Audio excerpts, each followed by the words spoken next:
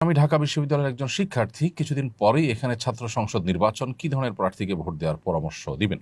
সবচেয়ে গুরুত্বপূর্ণ বিষয় হলো কাকে ভোট দিলে শিক্ষাঙ্গনের কাঙ্ক্ষিত পরিবেশ আপনি পাবেন, কাকে ভোট দিলে আপনার শিক্ষাঙ্গন রক্তাক্ত, খুনাখুনি এবং বাজে যে পরিবেশ আছে সেটা থেকে মুক্তি লাভ করতে পারে, সে বিষয়গুলোকে বিবেচনা করে আপনি ভোট দিবেন। দলীয় বিবেচনা কিংবা ক্ষুদ্র কোনো ইস্যুভিত্তিক বিষয়কে সামনে রেখে বা আপনার ব্যক্তি স্বার্থকে সামনে রেখে ভোট দেওয়া, এটা ভোটের প্রতি খেয়ানত।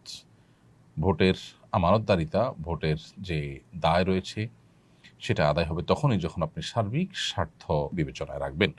বিশেষ করে বোনরা হিজাব পরে পর্দার মাধ্যমে তাদের দিন পালনের যে স্বাধীনতা রয়েছে, অধিকার রয়েছে, সেটা তারা পরিপূর্ণভাবে পালন করতে পারবেন, সেটা পরিপূর্ণ তারা ভোগ করতে পারবেন। তারা দিন পালন করে কিভাবে শিক্ষা গ্রহণ করতে পারবেন।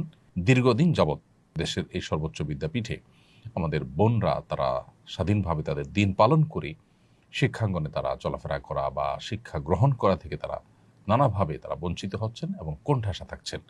এমনকি ছেলেরা ধর্ম পালন করতে গেলে তাদেরকেও নানা ট্যাগ দিয়ে কোণঠাসা করে রাখার একটা প্রচেষ্টা চলমান আছে। এই বিষয়গুলো প্রত্যেকটা প্রার্থীকে দিয়ে বলাবার চেষ্টা করবেন, যেন তারা কেউ বিজয়ী হলে এগুলোর যেন আমাদেরকে আর দেখতে না হয়, এগুলো যেন পুনরাবৃত্তি না ঘটে এবং এসব কিছুর অবসান যেন ঘটে, শিক্ষাঙ্গনে যেন শিক্ষার পরিবেশ থাকে, সে বিষয়টি সবার কাছ থেকে আপনারা তাদের মুখ থেকে এই কথাগুলোকে বের করবার চেষ্টা করবেন এবং তুলনামূলকভাবে যিনি কথা রাখবেন বলে মনে হয় আল্লাহর ভরসা করে তাকে আপনারা ভোট দিবেন। আস-সুন্নাহ ফাউন্ডেশন, উম্মার স্বার্থে সুন্নাহর সাথে।